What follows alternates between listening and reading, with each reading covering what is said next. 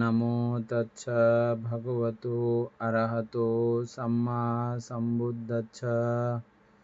জগৎপূজ্য মহাকারণিক তথাগত সম্যক সম্বুদ্ধ শ্রীচরণে কৃতজ্ঞ প্রণাম নিবেদন করে পুণ্যপারমিতে অংশগ্রহণকারী সকল উপাসক উপাসিকাগণের নিরোগ দীর্ঘায়ু সুখী জীবন তথা জ্ঞান বিমণ্ডিত জীবন কামনায় শুরু করতে চলেছি আজকের অভিধর্ম চর্চা ক্লাস।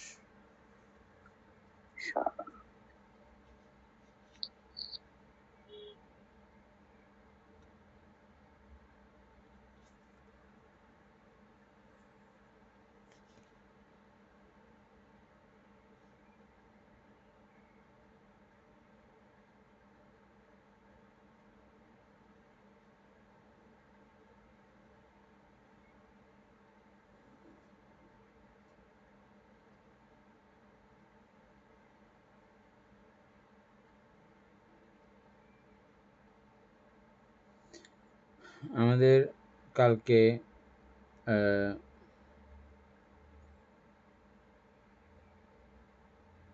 এক ব্যবস্থাপন সম্পর্কে আলোচনা হয়েছিল। এক ব্যবস্থাপন সম্পর্কে আলোচনা করতে গিয়ে আমরা চারি মহাভূত সম্পর্কে আলোচনা করেছি।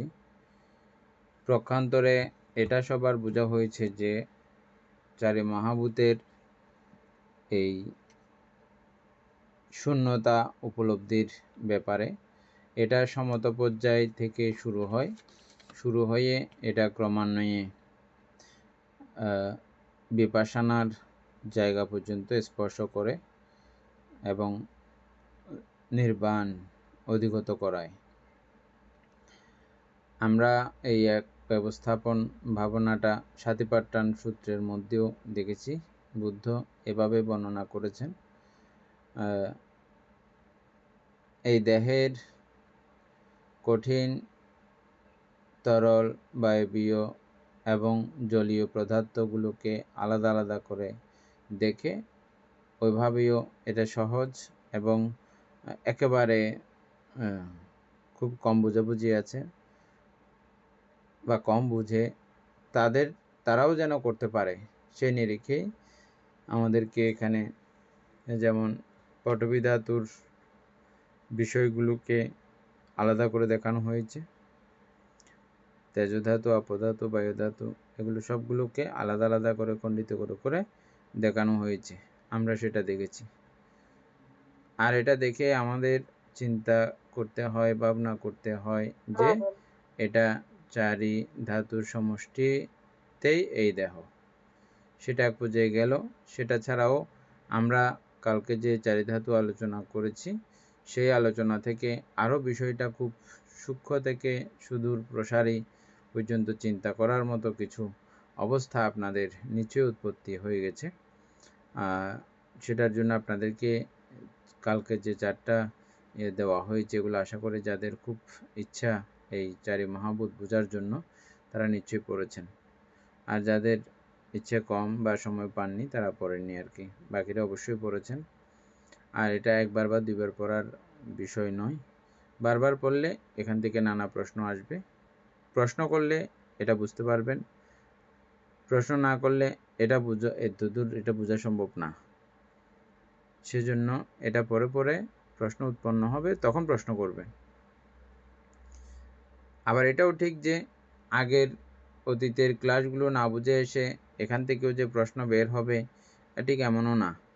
সুতরাং সবগুলোর সঙ্গে সবগুলোর একটা দারুণ একটা সম্বন্ধ যুক্ত ব্যাপার অবশ্যই আছে। তো যাই হোক, সেটা আরও ক্রমান্বয়ে পরিষ্কার হতে হতে আরও হবে, চিন্তার কোনো কারণ নেই। আমরা ক্লাস করতে থাকব, ক্লাস করতে করতে আরও বিশদভাবে আমাদের প্রত্যেকটা বিষয়ের সঙ্গে পরিচয় হতে থাকবে। চারি ধাতু ব্যবস্থাপনের পরে কি ছিল? এক ব্যবস্থাপনের পরে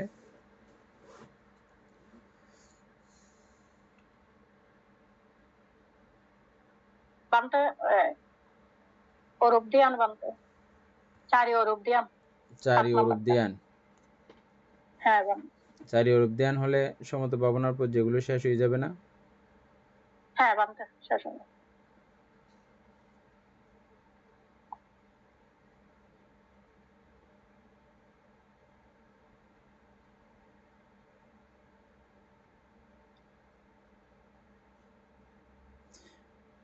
চারি অরূপ ধ্যান সম্পর্কে আমাদের উপাসক পুতুল বাবুর তো কোনো ধারণা থাকার কথা নয় আশা করি।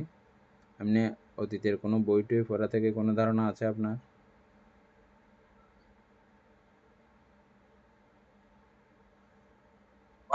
সামান্য আর কি। ওই সাইডে বলতে পারি আকাশ অনন্তায়তন, বিজ্ঞান অনন্তায়তন, তারপর নবসিংহ আয়তন, এগুলো না। আকাশ অনন্তায়তন সম্পর্কে একটু করে কিছু ধারণা দেন। আকাশ অনন্ত মানে শূন্য শূন্য ছাড়া কিছু দেখি না মানতে, এরকম আর কি, এরকম না মানতে, যেদিকে দেখা সেদিকে শূন্য।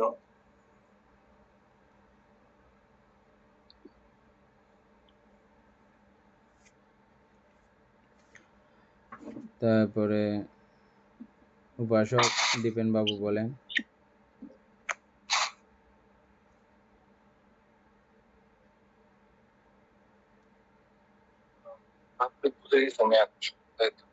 হ্যাঁ, আমি ভাবতে বুঝে গেছি সেটা। উপাসিকা শিল্পী বড়ুয়া বলেন।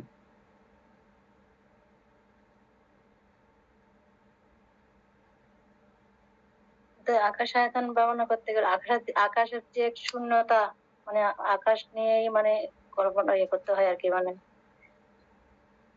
চতুর্দিকে তার আকাশ মানে তো শূন্য, শূন্যতা অনুভব করে মানে চিত্তের মধ্যে ধারণ করে বর্ণনা করতে হয়।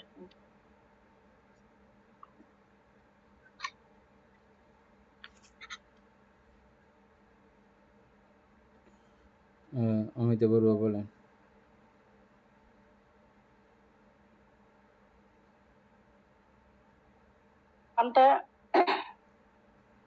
কোন সাধক যখন রূপগোচর পঞ্চম ধ্যান লাভ করার পরে তখন বুঝতে পারেন যে মানে শারীরিক যে দুঃখ জন্য শরীরে, এগুলো হচ্ছে শরীরের অস্তিত্ব হতে, তখন তিনি রূপে বিরাগী হয়ে রূপালম্বনকে ত্যাগ করে তখন মানে অরূপ ধ্যানের মধ্যে অরূপ ধ্যানের মধ্যে মনোযোগী হয়ে অনন্ত আকাশকে ধ্যানের আলম্বন করেন।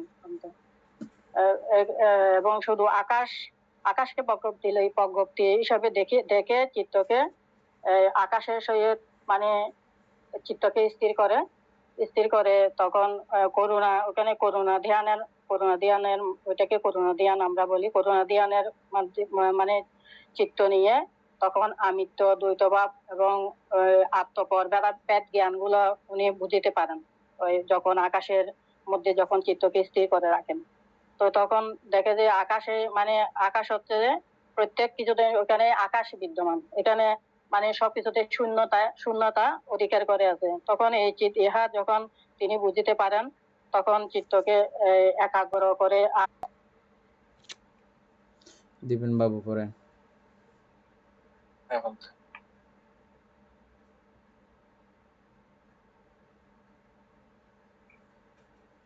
বৌদ্ধ দর্শনে বা ধ্যানের জগতে 4 প্রকার অরূপ ধ্যান হলো।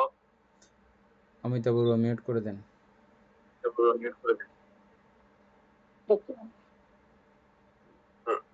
রূপের জগতের অতীত বা সূক্ষ্মতম মানসিক স্তরের ধ্যান।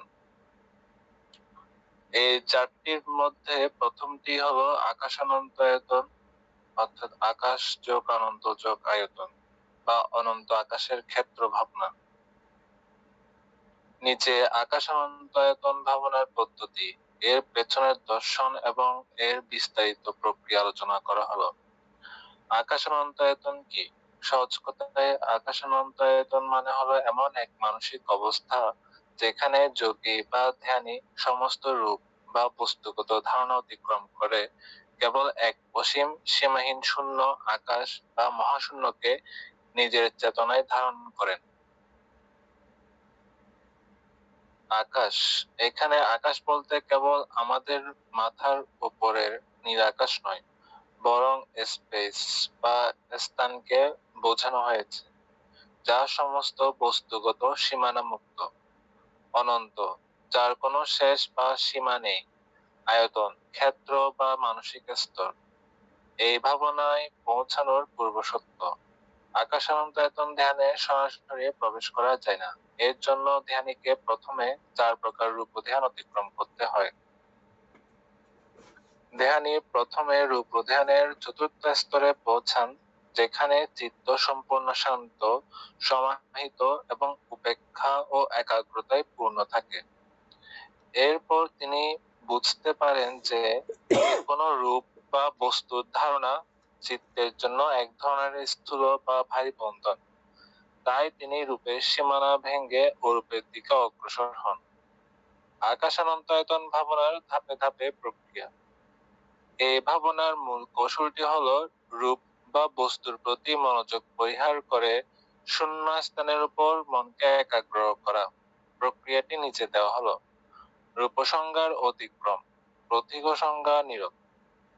ধ্যানের চতুর্থ রূপ ধ্যানে যে বস্তুকে, যেমন কশিন বা কোনো আলো কেন্দ্র করে ধ্যান করছিলেন, সেই রূপের ধারণা মন থেকে সরিয়ে নেন। বস্তুগত পৃথিবীর সমস্ত রং, আকার, শব্দ বা সীমানার চিন্তা তিনি সচেতনভাবে বর্জন করেন।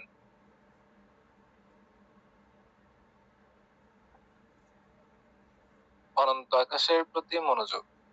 রূপ বা বস্তুটি সরে যাওয়ার পর যে অসীম শূন্যতা বা স্থান অবশিষ্ট থাকে, ধ্যানী তার উপর মনকে স্থির করেন। তিনি মনে মনে অনুধাবন করেন, আকাশ অনন্ত, অর্থাৎ আকাশ অনন্ত। এই মহাশূন্যের কোনো শেষ নেই। চেতনার বিস্তার। ধ্যানী নিজের মনকে সেই অসীম আকাশের সাথে একাত্ম করে দেন।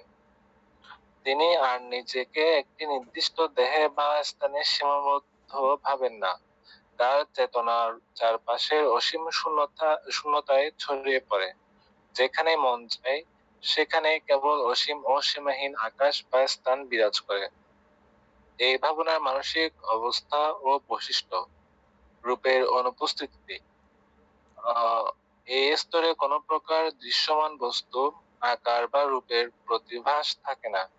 সুখ ও দুঃখের অতীত। চতুর্থ রূপ ধ্যানের মতোই এখানে দুঃখ বা জাগতিক সুখের কোনো স্থান নেই। চিত্ত এক গভীর, পরম শান্ত ও নিরপেক্ষ অবস্থায় থাকে। সূক্ষ্ম অহংবোধ। যদিও রূপের জগৎ বিলীন হয়ে যায়, তবুও আমি এই অসীম আকাশকে দেখছি, বা আমার চেতনা অসীম। এই সূক্ষ্ম সচেতনতা বা চেতনাটুকু তখন অবশিষ্ট থাকে, যা পরবর্তী অরূপ ধ্যানে গিয়ে আরো সূক্ষ্ম হয়। আকাশানন্তয়তন ভাবনার গুরুত্ব ও আধ্যাত্মিক ফল। বৌদ্ধ সাধনা মার্গে এই ভাবনার গুরুত্ব অপরিসীম। এটি চিত্তকে বস্তু জগতের মোহ, আসক্তি এবং সীমানা থেকে সম্পূর্ণ মুক্ত হতে শেখায়। এটি মনের সংকীর্ণতা দূর করে চেতনাকে এক বিশাল ও উদার স্তরে নিয়ে যায়। তবে বৌদ্ধ দর্শন অনুযায়ী এটি পরম মুক্তি বা নির্বাণ নয়। এটি মনের একটি অতি উচ্চ ও শান্ত অবস্থা মাত্র। নির্বাণ লাভের জন্য এই শান্ত মনকে কাজে লাগিয়ে বিপশ্যনা বা প্রজ্ঞা সাধনা করতে হয়। সংক্ষেপে, আকাশানন্তয়তন ভাবনা হলো রূপের দেয়াল ভেঙে মনের চোখ দিয়ে এক অসীম, আদি, অন্তহীন শূন্যতাকে স্পর্শ করার এবং সেই শূন্যতায় চিত্তকে স্থির করার এক চমৎকার মানসিক সাধনা।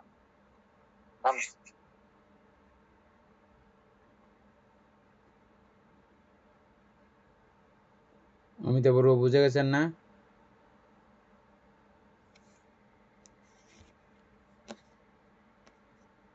পুতুল বাবু বুঝে গেছেন না? তবুও একটা আলোচনা। যেটা বুঝছেন এটা বলেন তো অমিতা বড়ুয়া।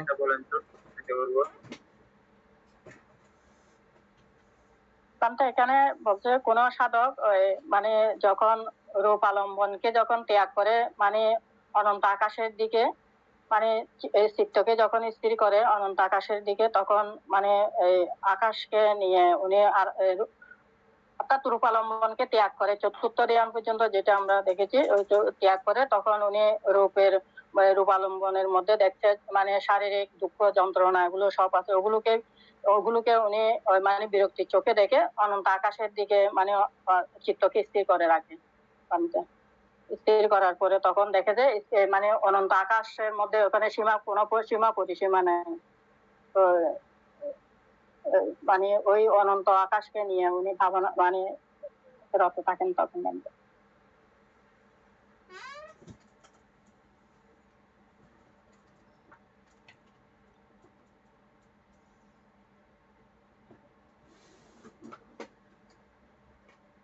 এটা অপ্রিয় হইলেও সত্য যে একটি কথা, অমিতাভ মোবাইল ডিস্টার্ব করতে সঙ্গে সঙ্গে মিউট করবেন। আচ্ছা। কিছু একটা লাউড স্পিকার বা কিছু সমস্যা আছে।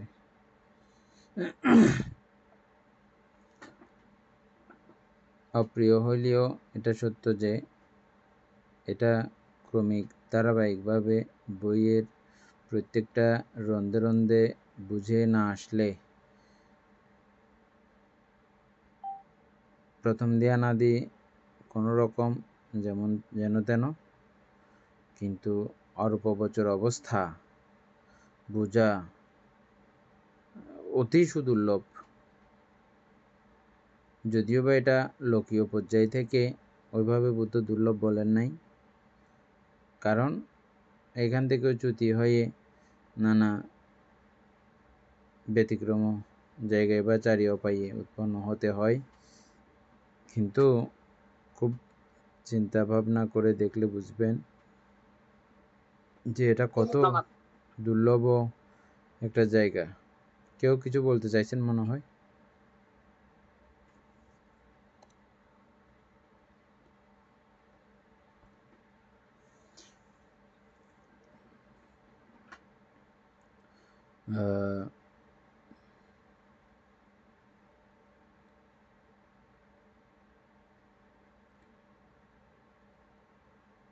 আমরা এক ক্লাস আগেই এই চারি মহাভূত আলোচনা করেছি।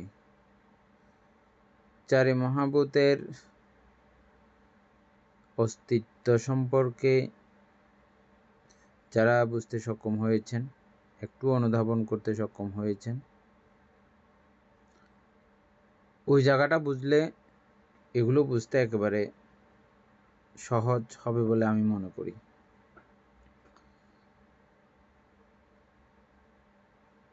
আমরা ব্রহ্মজাল সূত্র যখন পড়ছিলাম, ব্রহ্মজাল সূত্রের প্রাথমিক কথাগুলোতে এই বিষয়টা স্পষ্ট করে দিয়েছিলেন অনুবাদকগণ,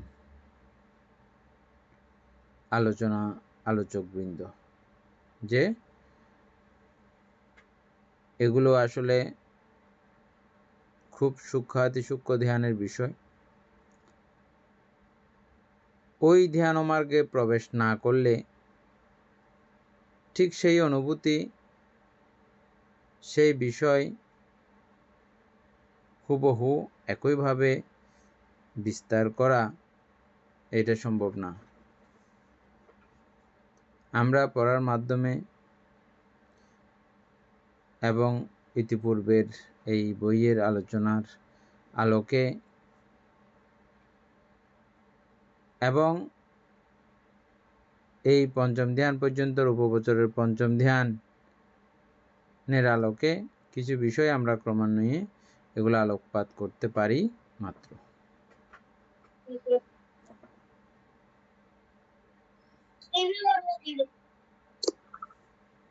কেউ কিছু বলতে চাইছেন? কে বলতেছে?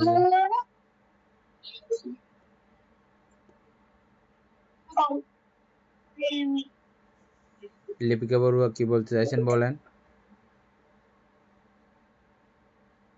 বলেন। হ্যাঁ, লিপিকা বড়ুয়া বলেন।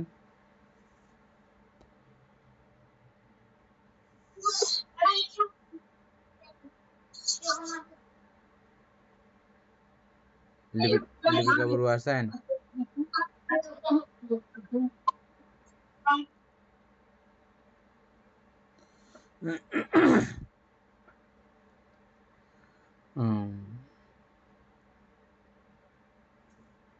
কি বলতে চাচ্ছিলাম?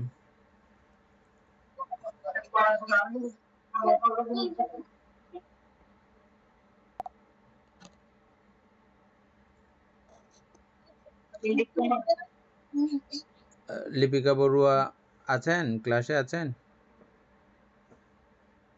উপাসিকা লিপিকা বড়ুয়া।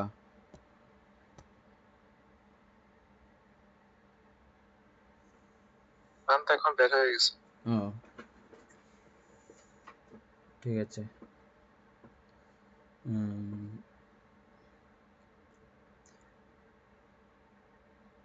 আমরা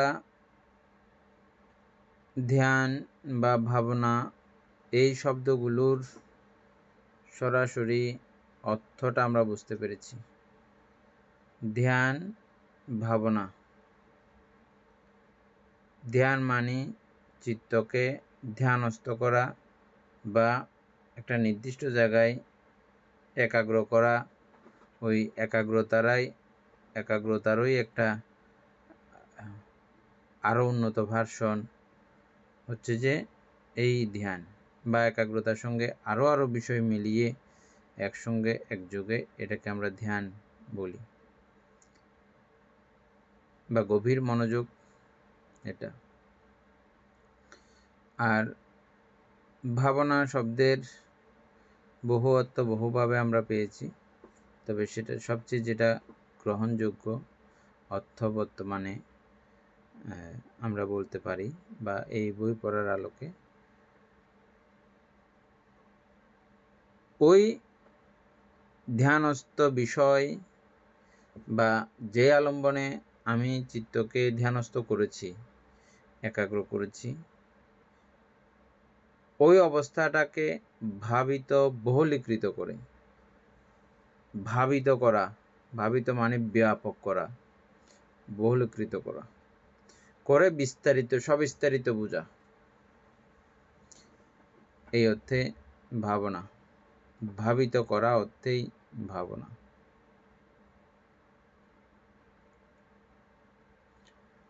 তাহলে আমাদের এই পর্যায়ের অরূপ ভাবনার আলম্বনটা হচ্ছে যে আকাশ। আকাশ মানে কি? আকাশ মানে বাতাস আছে এমন জায়গাও না। আকাশ মানে আকাশ, একেবারে খালি শূন্য, কিচ্ছু নাই। বাতাস আছে, ওটাও কিন্তু আকাশ না, ওটা বাতাস। বা অক্সিজেন আছে বা যেগুলো বায়ুমণ্ডল বাতাসের কথা বলি, ওটা বাতাস।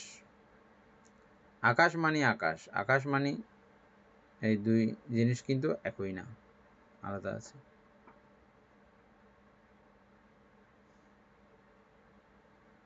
আমরা এই আকাশ হয়তো কখনো দেখি নাই সেভাবে, বাতাসকেও তো দেখি না, আমরা অনুভব করি। কিন্তু আমাদের এই পুস্তক পড়ার মাধ্যমে আমরা আকাশের অস্তিত্ব অনুভব করতে পারি। এখন দীপেন বাবু, এই আকাশের অস্তিত্ব অনুভব করার মতো অবস্থা উপলব্ধি করতে পেরেছেন তো? অমিতা বড়ুয়া।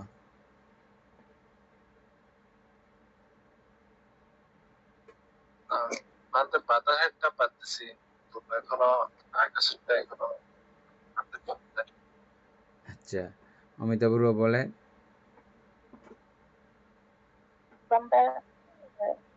বাতাসটাও অনুভূতি, সেটা তো মানে বোঝা যায় যে কোনো কারণে। তো আকাশের শূন্য, আকাশ তো শূন্যতা, যেটা শূন্যতার মধ্যে আমরা তো এইভাবে কোনো সময় মানে ইয়ে করি নাই। তবে মানে আমাদের হয়তো অনেক সময় শরীরে কিছু শূন্যতা হয়তো অনুভব করা যায় শরীরের মধ্যে, যেটা আমরা মানে মাঝে মাঝে উপলব্ধি করতে পারি। বলেন তো শূন্যতা একটা দুইটা। যেমন আমরা এই যে মানে আমরা শ্বাস প্রশ্বাসের মধ্যে যেটা নিঃশ্বাস ফেলি এবং ইয়ে করি, তখন আমাদের ওই যে একটা নিঃশ্বাসটা যখন শ্বাসটা যখন মানে পেটের মধ্যে যায়, তখন ওখানে একটা মানে উপলব্ধি হয় যে ওখানে একটা শূন্যতা আছে, মানে এভাবে উপলব্ধি করা যায়। সেখানে বাতাস আছে না? হ্যাঁ আছে বানটা। তো শূন্য বলা যাচ্ছে?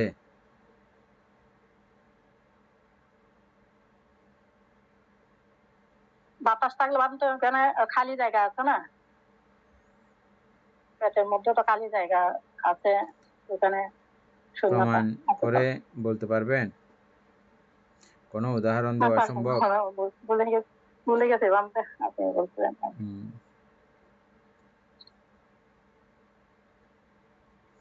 পুতুল বাবুর মনে থাকতে পারে, পুতুল বাবু বলেন। বানতে আমার একটা চিন্তা আছে, ওই ধ্যান হুম।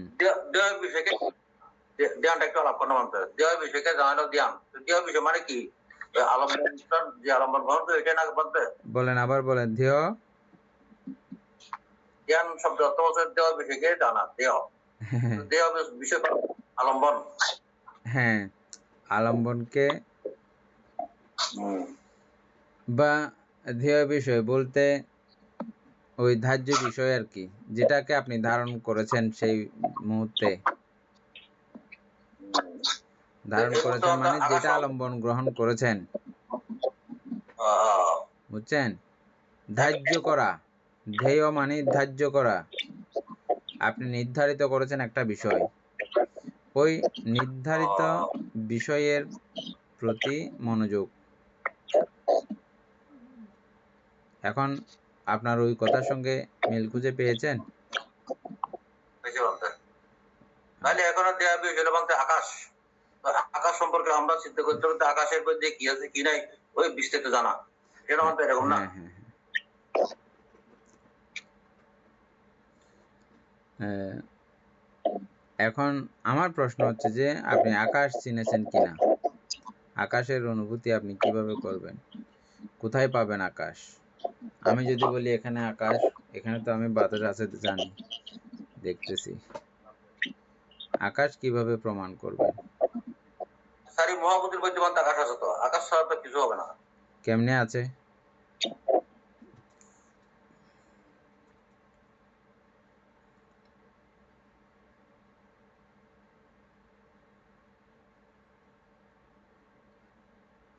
কেমনে থাকে, কিভাবে থাকে, এটা না বুঝলে মানে আপনি আলম্বনই চিনলেন না, ওই আলম্বন নিয়ে ধ্যান করার উপায় কি?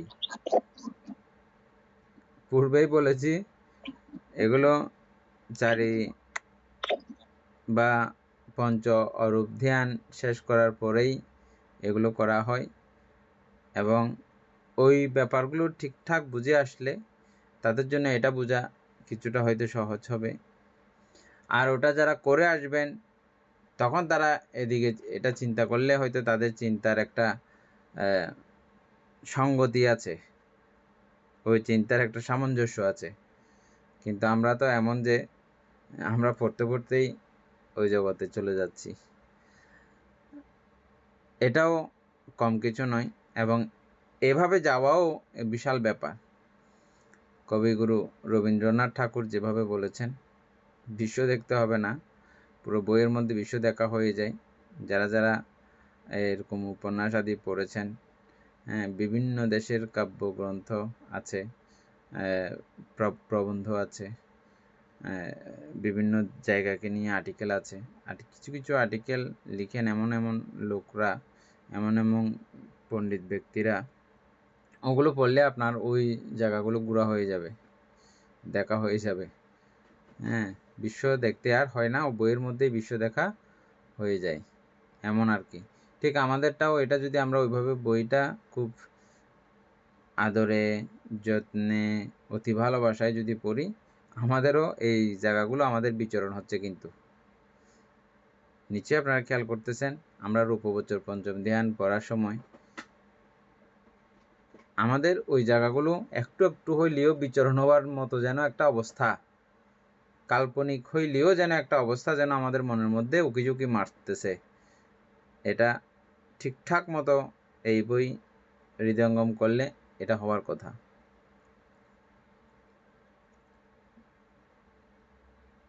সেভাবেই আমরা বলতেছি যে কি এটাও ঠিক এরকম, যদিও বা এভাবে না এভাবে না এভাবে না না না না শুনলেও লেখা তো আছে। আর এটা যারা পড়েছেন, পড়তেছেন, পড়বেন, তারা আমাদের মতোই আছেন অনেকেই। সুতরাং কিছু না কিছু বোঝার তো নিশ্চয় ব্যাপার আছে। সেই ধারাবাহিকতা নিয়েই আমাদের আসলে মূলত পড়া। তো সেজন্য আমাদেরকে আগে আকাশটা খুব ভালো করে চিহ্নিত করতে হবে, কিছু কিছু প্রমাণ সুলভ কথা উদাহরণ দিয়ে বোঝার মতো করে আমরা কিছু ব্যাপার তৈরি করব, যাতে আমরা এটা বুঝতে পারি। এটা পড়ার মাধ্যমে কিছুটা আমাদের উপলব্ধি হয়েছে, যদিও বা অত গভীর তো ও যেতে পারবে না। কিছু কিছু বিষয়ে খুব গভীর যায়, তবে এখানে সেভাবে ওই আকাশ বোঝা যায় মতো ওই পর্যায়ে হয়তো ওই আলোচনাতে সেভাবে আসে নাই। তারপরে আপনারা আবার দ্বিতীয়বার তৃতীয়বার পড়বেন, আর একটু আপনাদের উপলব্ধির মধ্যে আসবে। উপাসক জ্ঞানশ্রী সিংহ, আপনি আকাশ সম্পর্কে কিছু আমাদেরকে যদি আপনার জানা থাকে, আকাশ বুঝি মতো, আকাশ চিনতে পারি মতো, বুঝতে পারি মতো, যেন ওটা বললে আমি বলতে হয় না যে এখানে তো বাতাস আছে, এভাবে যেন বলতে হয় না, এভাবে কিছু উদাহরণ করেন। হ্যাঁ, মানতে মানে জ্ঞানের চক্ষুতে তো বলতে পারবো না, কিন্তু মানে স্থূল আকারে যদি বলি তাহলে ধরুন চন্দ্রে গেলে সেখানে বায়ুর অস্তিত্ব পাওয়া যায় না বা অক্সিজেনের অস্তিত্ব পাওয়া যায় না, সেরকম আমরা জানি। বা মঙ্গল গ্রহ, মানে যতটুকু আমরা জানি আর কি, ওইখানে গেলে তো বায়ু বা অক্সিজেন সেরকম পাওয়া যায় না। তো সেদিক থেকে যদি ওইখান থেকে বিবেচনা করা যায় যে সেখানে শূন্যতা, আর ধ্যানের স্তরেটা তো বলতে পারবো না বানতে।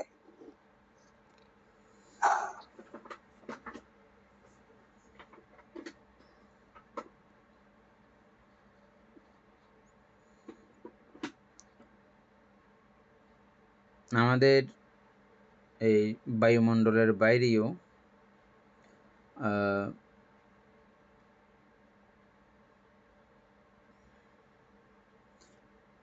বায়ুমণ্ডলের মতো ওজোন স্তর ওইভাবে নাই বটে,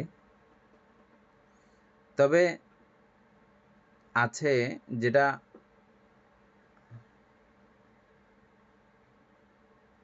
ওজোন স্তর বলা যাচ্ছে না। আমাদেরটাকে যেটা বায়ুমণ্ডল আছে, পৃথিবী, আমরা শুধু মাটিতে দাঁড়িয়ে আছি ওই পর্যন্ত না পৃথিবী, আমাদের পৃথিবীর সাইজটা ওই বায়ুমণ্ডলের ওই পর্যন্ত, এটা তো জানেন পৃথিবীর সাইজটা। মাটি শক্ত, পানিটা নিজে ওটা মিলিয়ে আছে, ওটার সাইজ ওটা ওই জায়গায় আছে ওটা, কিন্তু এটার উপরেও আরও ব্যাপকতা আছে, যেখানে আমাদের প্লেনগুলো অনায়াসে চলতেছে, পাখপাখালি অনায়াসে উঠতেছে। এটাকে ওজোন স্তরও বলা হয় বা গ্রিন হাউসও বলা হয়, আরও অনেক নামে আমরা বৈজ্ঞানিক নামে এগুলোকে আমরা জানি। এর উপরেও যেগুলো আছে সেগুলোও ঠিক আমাদের এখানকার জিনিস উপাদান যেরকম ঠিক সেরকম না, অন্যভাবে আছে, অন্য রকমে আছে, অন্যান্য গ্রহের মধ্যেও আছে। এটাকেও ঠিক সেভাবে আকাশ বলা যায় না, সেখানেও কোনো কোনো পদার্থের, কোনো না কোনো পদার্থের অস্তিত্ব আছে। আপনারা জেনে নেবেন, জানতে পারবেন। এখন জানাটা কঠিন ব্যাপার না, আছে আমরা যেই অত লম্বার দিকে যাচ্ছি না, বোঝার দিকে চলে যাচ্ছি। হ্যাঁ, আমরা কালকে পরশু দিনের মধ্যে বলছিলাম মার্বেল কতগুলো গ্লাসের মধ্যে রাখলে মার্বেলের এখানে গ্লাসের মধ্যে পানি ঢালেন, আরও কিছু পানি হেঁটে যায়। যাদের পরমাণু কণা সম্পর্কে যাদের ধারণা আছে,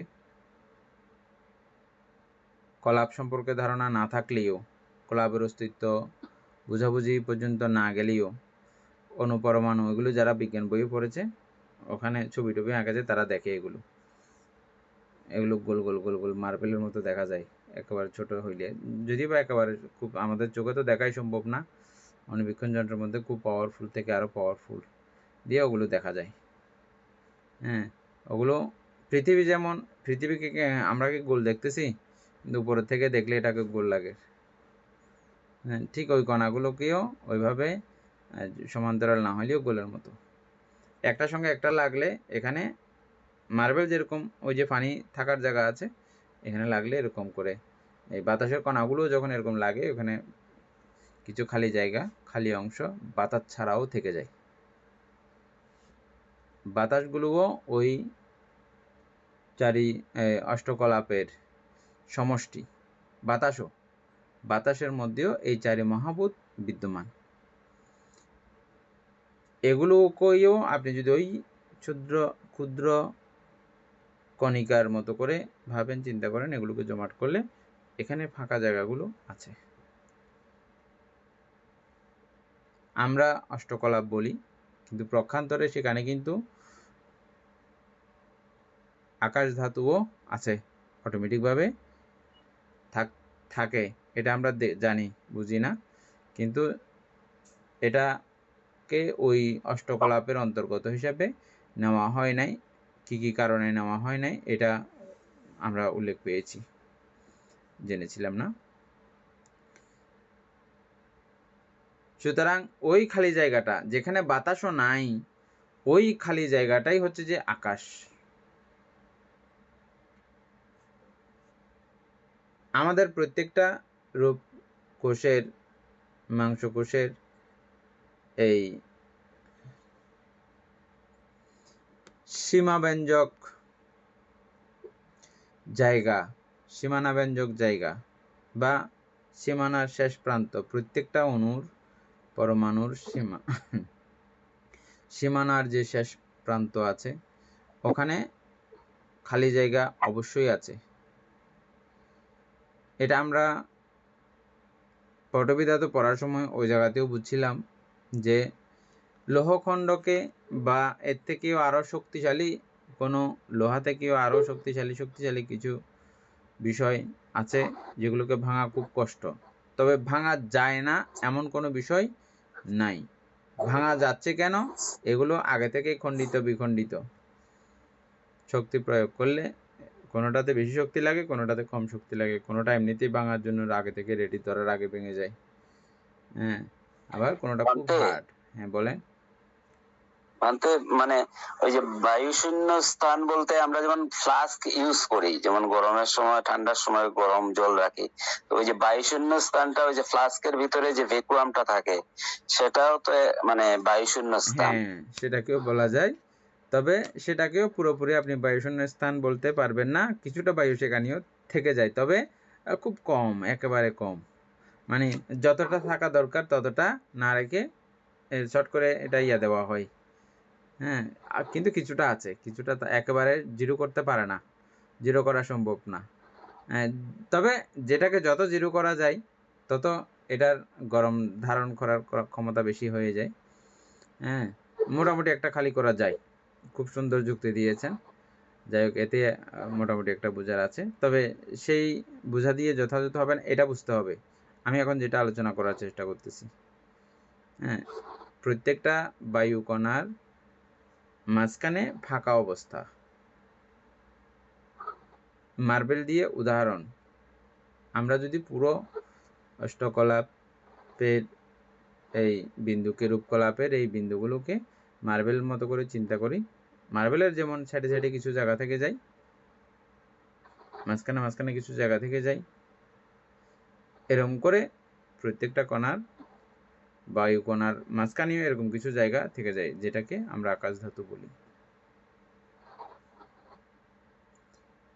ঠিক এমনতর জায়গায় চিত্ত নিবদ্ধ করা। এমনতর জায়গার মধ্যে কত সূক্ষ্ম, চিন্তা করে দেখছেন? বিষয়টা আসলেই অতি আশ্চর্য এবং খুব ডেঞ্জারাস। ওই রকম জায়গা আগে আকাশ চিনাও তো একটা ভারী মুশকিলের ব্যাপার হয়ে গেছে এখন। নিশ্চয় বুঝে গেছেন আকাশ চিনাটা কত ভয়ঙ্কর হয়ে গেছে। এবার আকাশ চিনবেন প্রথমে, এই সূক্ষ্মাতি সূক্ষ্ম বিষয় চেনার জন্য ওই চিত্তকে ওই সূক্ষ্ম পর্যায়ে করে আনতে হবে। এই জন্য বলা হচ্ছে যে কি, যিনি পঞ্চম ধ্যান, অভিধর্ম পিটক মতে পঞ্চম ধ্যান করবেন না, তিনি এটা বুঝতে পারবেন না, এটা দেখা বোঝা ওনার পক্ষে সম্ভব না, যেতে পারবেন না ওইদিকে। আর সূত্র পিটক মতে চতুর্থ ধ্যান করে তারপরে এটা তিনি করতে পারেন। এত সূক্ষ্মতার কারণে আকাশটা সত্যি, এই আকাশকে আলম্বন করা সত্যি সত্যি অনেক খুব দুর্লভ একটা কার্য সাধিত করা। আচ্ছা, এর পরেরটা খুব বেশি মনোযোগ দিতে হবে। ওই শূন্য যখন আমি আলম্বন করতে পারবো, ওই শূন্যতে যখন আমি চিত্তকে নিবিষ্ট করতে পারবো, তাহলে আমি শূন্যটা দেখতেছি, খুব ভালো করে দেখতেছি। হ্যাঁ, ওখানেই আমি মনোনিবেশ করেছি। শূন্য দেখা মানে আর আশেপাশে কিছু দেখা যায় না। শূন্য দেখা মানে আশেপাশে কিছু দেখা যায় না। ঠিক যেরকম আমি যখন শ্বাস প্রশ্বাসে মনোযোগ দিই, আমার ঠ্যাঙের মধ্যে, হাতের মধ্যে মশা কামড়াইছে, ওটা কামড়াইছে, সেটা কামড়াইছে, যেমন আমি অনুভব করতে পারি না, ঠিক শূন্যের মধ্যে যখন মানুষ, এই আকাশের মধ্যে যখন মানুষ মনোনিবেশ করে, তখন যেখানে মন থাকে সেটাই আমরা বুঝি। এটা তো শিউর। কানের দিকে মন থাকলে আমরা চোখের দিকে আসে যে এটা কিছু বুঝি না। নাকের দিকে মন থাকলে আমরা জিহ্বার দিকে কি আছে এগুলো বুঝি না। এটা তো বুঝেন, মানেন অন্তত। ঠিক এটা যখন মানেন, ওটাও ক্রমান্বয়ে যখন আমরা নিঃশ্বাস প্রশ্বাসে যখন অতি বেশি একাগ্র হই, তখন অন্য সাইডে আমাদের কোনো খেয়াল থাকে না। এটা উদাহরণস্বরূপ আমরা টিভি দিয়ে উদাহরণ দিয়েছিলাম। টিভি দেখতে অনেক সময় আপনারা 4 ঘন্টা বসে থেকেছেন, ঠ্যাং টুন না লড়াইয়া। কোথায় গেছে ব্যথাগুলা? না, ওইদিকে আমার মন ছিল না। মন ছিল কোন দিকে? টেলিভিশনের দিকে। ও মা, যে কাঁদা কাঁদে রে। হ্যাঁ, এদের সঙ্গে সঙ্গে আমিও একটু একটু কাঁদি ফেলি মাঝে মধ্যে, না? ওইদিকে পুরো মন মানসিকতা আমার পুরো ইয়ে করে রয়েছে, যার প্রেক্ষিতে আমার ব্যথা বেদনা এগুলো খবর নাই, এগুলো আমার চিন্তা ভাবনার মধ্যে থাকে না। ঠিক একই অবস্থা যখন আমি এই আকাশে যখন আমি আমার পুরো অস্তিত্বকে দিয়ে দেব, তখন আমার আর বাইরের কোনো কিছু দেখা যায় না। এবং কি রূপ আছে, যে শরীরের মধ্যে যে রূপ আছে, দেহ আছে, বা শরীর নামক কোনো একটা কিছু আছে, পুরো রূপকে টোটালি আর দেখা যাবে না। এর দূর তো অন্তত বুঝে গেছে না বিষয়টা, নাকি যায় নাই? এই লেখা যেটা পাঠিয়েছে, এটা যদি আপনারা কয়েকবার ভালো করে পড়েন, আমার খুব ভালো লাগছে লেখাটা, আমার জন্য পুরো নতুন। ঠিক আছে, এটা শোনার কারণে কথাগুলো আরও একটু চৌকস হয়েছে। এগুলো আপনাদের সঙ্গে আমি আগেও শেয়ার করেছি, কিন্তু এটা যত পড়বেন আমার কথাগুলো আবার বারবার করে শুনবেন, আর একটু পরিষ্কার হবে। তাহলে এটাতে মনোযোগ করলে মাত্র আমার আর পুরো সব কিছু অদেখা হয়ে গেছে, আর কিছু দেখা যায় না, আমি শুধু আকাশই দেখতে পাই। এবার আসলো যে আমরা কিছুক্ষণ আগে ভাবিত কথাটা কি জন্য এভাবে বললাম, অন্যান্য শব্দ আছে ভাবনার, এখানে ভাবিত করাটা আনলাম এই কারণে যে এটা যখন আমি ভাবিত করব, মানে ওই জায়গাটাকে বড় করা, ব্যাপক করা, শূন্য জায়গাটাকে। তাই এবার শূন্য আপনি কোথায় কোথায় পাবেন? এই শূন্যের অস্তিত্ব আবার আমরা যে কালকে চারি মহাভূতের যে জায়গাটা আলোচনা করেছি, চারি মহাভূতের অনস্তিত্বে বা চারি মহাভূতের মূল বিষয়টা হৃদয়ঙ্গম করতে পারলে, তাহলে ওখানে বিশাল এক শূন্যের সমাহার সেখানে খুঁজে পাওয়া যায়। হ্যাঁ, ওগুলোও একটা আইডিয়া লাগবে। এবং পাশাপাশি এই শূন্য জায়গাকে, আকাশ জায়গাকে যখন ভাবিত করা হয়, ব্যাপক করা হয়, তখন অন্য সব কিছু এগুলো গৌণ হয়ে যায়, আকাশটাই প্রধান হয়ে দাঁড়ায়। আর এটা ভাবিত করতে করতে করতে করতে এত বিশাল এবং ব্যাপক হয়ে যায়, পুরো অনন্ত হয়ে যায়, পুরো এই আকাশ অনন্ত। এটা এই পর্যায়ে ক্রমান্বয়ে যেতে যেতে আকাশ অনন্ত বলার একটা অবস্থা তৈরি হয়। এবং তিনি এই আকাশ অনন্ত, এটাই তিনি ভাবতে থাকেন মনে প্রাণে, সর্বকিছুতে আকাশ অনন্ত। এই আকাশ অনন্তময় করেই ওনার পুরো চিত্তজগৎকে উনি বানিয়ে রাখেন আকাশ অনন্ত। ওনার চিত্ত তখন ওই আকাশের মতো বিশাল অনন্ত হয়ে গেছে। কিভাবে? আমরা আমাদের মনের কোনো নির্দিষ্ট সাইজ নেই, যখন যেখানে তাকাবো, হ্যাঁ, তখন সেই সাইজের হয়ে যায় মন। ঘরের দিকে তাকাইলে ঘরের মতো সমান, যেদিকে তাকান সেদিকে যেন ওই মনটাই যেন আমার অত বড় হয়ে গেছে, ওরকম একটা ব্যাপার না? এবং যত দূরে 1 কিলোমিটার দূরে আপনি তাকিয়েছেন, ওই 1 কিলোমিটার দূরে লম্বা মন হয়ে গেছে না? ওই বিশাল পুরো ব্যাপারটাকে আমার মন ধারণ করতেছে না? ঠিক একইভাবে এই অনন্ত বিষয়কে এইভাবে ধারণ করার কারণে পুরো আমাদের মন মানসিকতা এটাও পুরো ওই অনন্ত বিষয়ের প্রতি ধারিত। এটা পরবর্তীতে এটার সঙ্গে এটা পুরো লিঙ্ক রাখতে হবে। হ্যাঁ, এটা আমরা কালকে আলোচনা করব। এদূর পর্যন্ত খুব ভালো করে মনে রাখতে হবে আকাশের বিষয়টা। এখন হচ্ছে যে পুরো আকাশকে বলেন, আকাশ উপরে আমরা চন্দ্র, রাতের সময় চন্দ্র দেখি, দিনের বেলায় সূর্য দেখি, এরকম না মানতে বলে।